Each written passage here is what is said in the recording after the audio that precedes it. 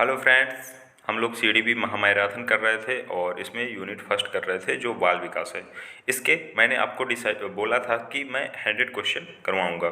तो पिछला जो वीडियो था उसमें मैंने 25 क्वेश्चन करवा दिए थे, 1 से 25 प्रश्न तक मैंने करवाए थे। अब इस वीडियो में 25 से 50 क्वेश्चन करवाऊंगा और जो है इससे जितने भी प्रीवियस ईयर के क्वेश्चन हैं आपके वो रिवाइज हो जाएंगे और उनकी प्रैक्टिस हो जाएगी। और अगर आप ये सारी प्रैक्टिस कर लेते हैं तो आई होप कि उनमें से काफ़ी वैसे ही सिमिलर क्वेश्चंस सीटेट जुलाई 2024 में आपको मिलने की संभावना है। ठीक है, आपको काफ़ी सारे क्वेश्चन मिल जाएंगे। क्वेश्चन नंबर 26 है 26। भाषा विकास के लिए सबसे संवेदनशील समय निम्नलिखित में से कौन सा है? संवेदनशील समय मतलब सेंसिटिव टाइम। तो यहाँ पर जो पहला है प्रारंभिक बचपन का समय। ठीक है, अर्ली चाइल्डहुड पीरियड जो है आपका क्या है, ये लैंग्वेज डेवलपमेंट के हिसाब से सबसे बेहतर टाइम है, सेंसिटिव टाइम है। ठीक है, इसके बाद नेक्स्ट क्वेश्चन है 14 वर्षीय अंजना अपने आप से पृथक स्वनियंत्रित व्यक्ति की भावना को विकसित करने का प्रयास कर रही है। वह विकसित कर रही है, क्या विकसित कर रही है? स्वायत्तता। ठीक है, ऑटोनॉमी विकसित कर रही है। इसके बाद अगला क्वेश्चन है आपका, वह कौन सा स्थान है जहां बच्चे के संज्ञानात्मक विकास को, कॉग्निटिव डेवलपमेंट को सबसे बेहतर तरीके से परिभाषित करा जा सकता है? ठीक है, तो ये है आपका विद्यालय एवं कक्षा पर्यावरण, स्कूल एंड क्लासरूम इन्वायरमेंट। ठीक है, इसके बाद आपका अगला क्वेश्चन है निम्नलिखित में से कौन सा विकासात्मक विकार का उदाहरण नहीं है? Following are the examples of development disorder except. ठीक है, तो पोस्ट ट्रॉमेटिक स्ट्रेस मतलब पर अभिघातज तनाव, ये आपका आंसर हो जाएगा इसका। अगला प्रश्न है राज्य स्तर की एक एकल गायन प्रतियोगिता के लिए विद्यार्थियों को तैयार करते समय एक विद्यालय जो लड़कियां हैं गर्ल्स को वरीयता देता है, ठीक है, उनको प्रायोरिटी देता है, तो यह क्या दर्शाता है? तो ये जेंडर बायस दर्शाता है। ठीक है, जेंडर बायसनेस और पूर्वाग्रह, लैंगिक पूर्वाग्रह हिंदी में इसको बोलेंगे। ठीक है, बाल्यावस्था की अवधि में विकास क्या होता है? तो पहला ऑप्शन है केवल परिणात्मक परिवर्तन, अनियंत्रित। दूसरा ऑप्शन है अनियत और असंबद्ध होता है, धीमी गति से होता है, उसे मापा नहीं जा सकता, बहुस्तरीय और मिश्रित होता है। हाँ, तो जो बाल्यावस्था की अवधि होती है चाइल्डहुड की, इसमें क्या होता है, बहुस्तरीय और मिश्रित विकास होता है। ठीक है, मल्टी लेयर्ड एंड कॉम्प्लेक्स, कई सारी चीज़ें मतलब कई चेंजेज आते हैं बच्चे में, उसका फिजिकल डेवलपमेंट भी हो रहा है, बोलना भी सीख रहा है। ठीक है, धीरे धीरे चलना फिरना भी सीख रहा है। सो ये मल्टी लेयर्ड होता है और काफ़ी कॉम्प्लेक्स होता है। क्वेश्चन नंबर 32 है निम्नलिखित कथनों में से कौन सा विकास एवं अधिगम के बीच संबंध को सही प्रकार से सूचित करता है? तो यहाँ पर जो पहला ऑप्शन है आपका, विकास एवं अधिगम अंतः संबंधित और अंतः निर्भर होते हैं। ठीक है, development and learning are the inter related and interdependent. So इसमें जो डेवलपमेंट एंड लर्निंग है तो क्या होता है, इंटर रिलेटेड भी हैं और क्या है, इंटरडिपेंडेंट भी हैं, एक दूसरे पे डिपेंड भी हैं, मतलब दोनों ही। ठीक है, और रिलेटेड भी हैं। सो नेक्स्ट क्वेश्चन 33, बच्चे के विकास के सिद्धांतों को समझना शिक्षक की सहायता करता है। किस चीज़ में शिक्षक की सहायता करेगा, हेल्प करेगा? जैसे सपोज आप टीचर बन जा रहे हैं, तो अगर बच्चे के जो डेवलपमेंट के सिद्धांत हैं, थ्योरी हैं, इनको आप समझ जाते हैं तो आपको कैसे हेल्प होगी? ठीक है, तो आपकी हेल्प इस प्रकार होगी कि शिक्षार्थियों की भिन्न अधिगम शैलियों को प्रभावी रूप से संबोधित करने में, ठीक है, effectively catering to the different learning styles of the learners. मतलब अधिगम जो बच्चे हैं वो ना अलग अलग प्रकार से सीखते हैं, कोई बच्चा जल्दी सीखता है, कोई थोड़ा सा देर से, कोई कम सीखता है, कोई ज़्यादा सीखता है। ठीक है, कोई कई प्रकार की चीज़ें सीख लेता है, कोई एक ही चीज़, दो ही चीज़ सीखने में कठिनाई होती है। तो जैसे ही आप शिक्षण अधिगम पढ़ लेंगे, बच्चों का डेवलपमेंट, तो आपको इस चीज़ को अलग अलग क्लासीफाई करने में, समझने में सुविधा होगी। ठीक है, अगला प्रश्न है बच्चे के उचित विकास को सुनिश्चित करने के लिए उसका स्वस्थ शारीरिक विकास एक महत्वपूर्ण पूर्व आवश्यकता है। ये कथन किसका है? तो यह कथन इस कथन में आपको बताना है कि ये कथन क्या है, सही है कि गलत है, ठीक है। तो ये सही कथन है, और क्योंकि शारीरिक विकास विकास के अन्य पक्षों के साथ अंतः संबंधित है, इसलिए क्या है, बच्चे के उचित विकास को सुनिश्चित करने के लिए स्वस्थ शारीरिक विकास महत्वपूर्ण है, ठीक है, अति आवश्यक है, ठीक है। क्योंकि शारीरिक विकास विकास के अन्य पक्षों को, अगर कोई बच्चा शारीरिक रूप से फिजिकली फिट है तो वो और भी उसके विकास, जितने भी डेवलपमेंट है लैंग्वेज का और लर्निंग का, ये क्या होगा, उस पर डिपेंड करेगा, निर्भर करेगा। फिर 35 क्वेश्चन नंबर है, इनमें से कौन सा विकास का एक सिद्धांत नहीं है, ठीक है। तो विकास का सिद्धांत नहीं है, कौन सा नहीं है, दूसरा नहीं है इसमें ऑप्शन। विकास केवल संस्कृति से शासित और निर्धारित होता है, ये विकास का सिद्धांत नहीं है। बल्कि विकास के सिद्धांत कौन से हैं, विकास क्या होता है, संशोधन योग्य होता है, मतलब उसमें आप मॉडिफिकेशन कर सकते हैं। विकास जीवन पर्यंत होता है, सही है। विकास वंशानुक्रम और पर्यावरण दोनों से प्रभावित होता है, मतलब विकास डेवलपमेंट आपका आपके पेरेंट्स के जीन बोल सकते हैं या हेरिडिटी, ठीक है।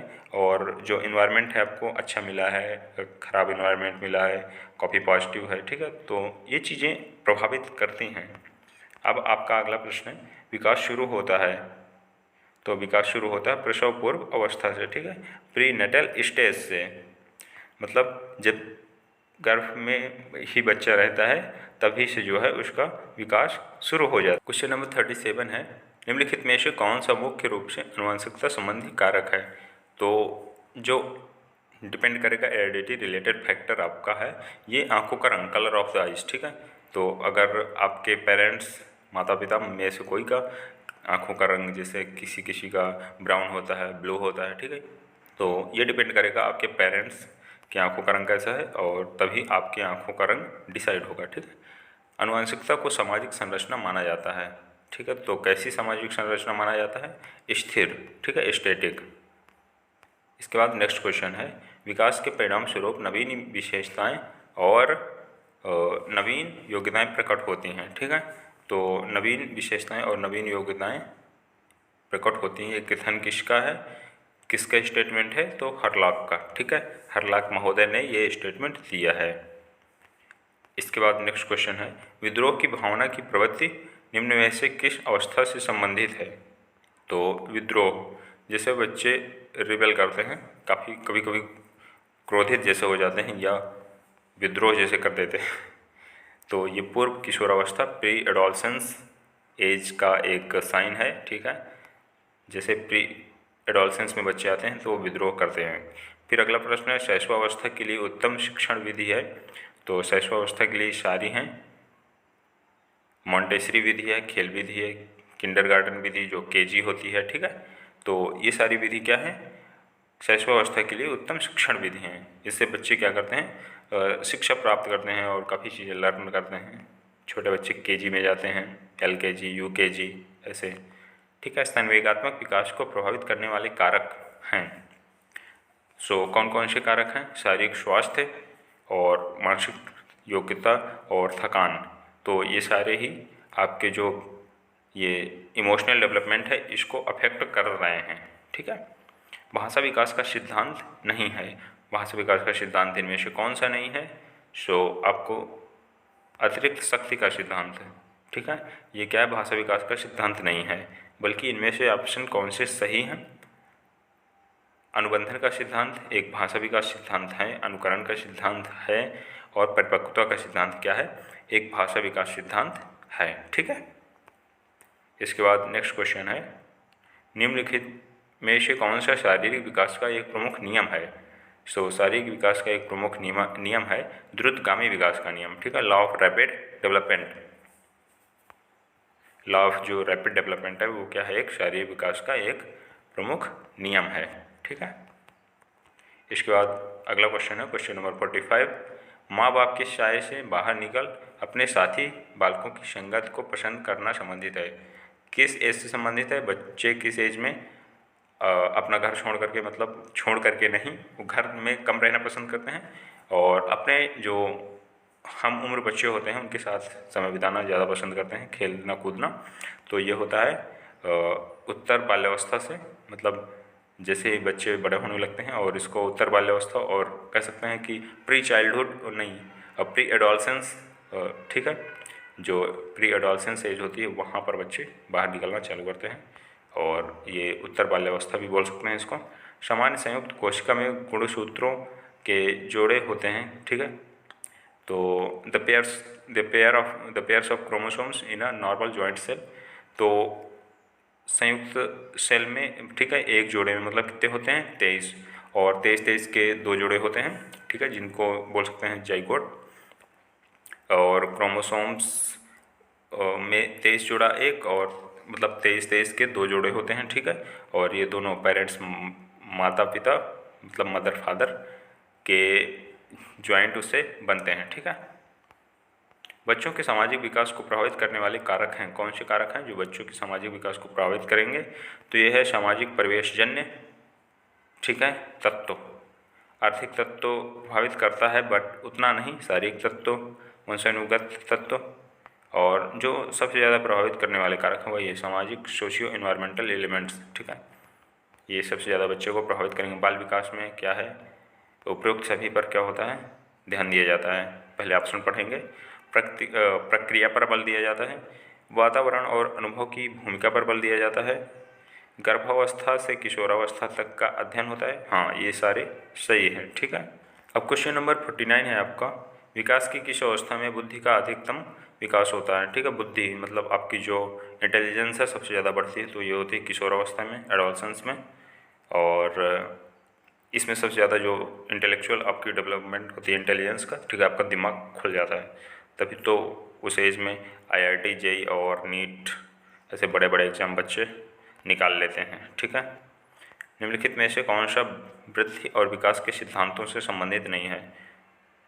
तो जो वर्गीकरण का सिद्धांत है वो वृद्धि और विकास के सिद्धांतों से संबंधित नहीं है, ठीक है। बाकी कौन कौन से संबंधित हैं? तो निरंतरता का सिद्धांत, समन्वय का सिद्धांत और व्यक्तिगता, थ्योरी ऑफ इंडिविजुअलिटी। सो ये क्या है, वृद्धि और विकास के सिद्धांतों से संबंधित हैं, और संबंधित कौन सा नहीं है, वर्गीकरण का सिद्धांत संबंधित नहीं है। सो फ्रेंड्स, ये रहे आपके 25 क्वेश्चंस CDP के, चाइल्ड डेवलपमेंट एंड पेडागोजी के, बाल विकास और शिक्षा शास्त्र के। मुझे उम्मीद है ये वीडियोज़ आपको काफ़ी पसंद आ रहे होंगे, और अगर आपको कहीं भी कोई कन्फ्यूजन है, कोई डाउट है, तो आप मुझे कमेंट बॉक्स में पूछ सकते हैं। और ऐसे ही CTET की तैयारी करते रहिए, और हो सकता है जुलाई अगस्त तक, क्योंकि जो नया शिक्षा चयन आयोग है वो भी बन चुका है, और उसके मेंबर्स भी सारे वो हो गए हैं, अपॉइंट हो गए हैं। सो पॉसिबिलिटी है, स्ट्रॉन्ग पॉसिबिलिटी है कि आने वाले टाइम में जुलाई अगस्त तक, और हो सकता है सितंबर तक आपका UP TET और सुपर टेट आने का नोटिफिकेशन आ जाए। सो CDP और EVS और जितने भी सब्जेक्ट्स हैं, टीचिंग एग्ज़ाम से रिलेटेड मैं आपको वीडियोज़ लाता रहूँगा, पढ़ाता रहूँगा, और इससे मेरा भी रिवीजन हो जा रहा है, ठीक है। और मैं भी अभी तैयारी कर रहा हूँ CTET एग्ज़ाम की। सो मैं सोच रहा था कि ये सारी चीज़ें मैं आपको शेयर भी करता चलूँ, ठीक है, जिससे और भी जो मेरे जैसे स्टूडेंट हैं उनकी हेल्प हो। सो अगर वीडियो आपको पसंद आता है तो वीडियो को लाइक कीजिए, और मैं वीडियो ऐसे ही लाता रहूँगा टीचिंग एग्ज़ाम से रिलेटेड तैयारी के लिए, प्रिपरेशन के लिए, ठीक है। सो आप इस चैनल को सब्सक्राइब भी कर लीजिए और पढ़ते रहिए। Till then, bye.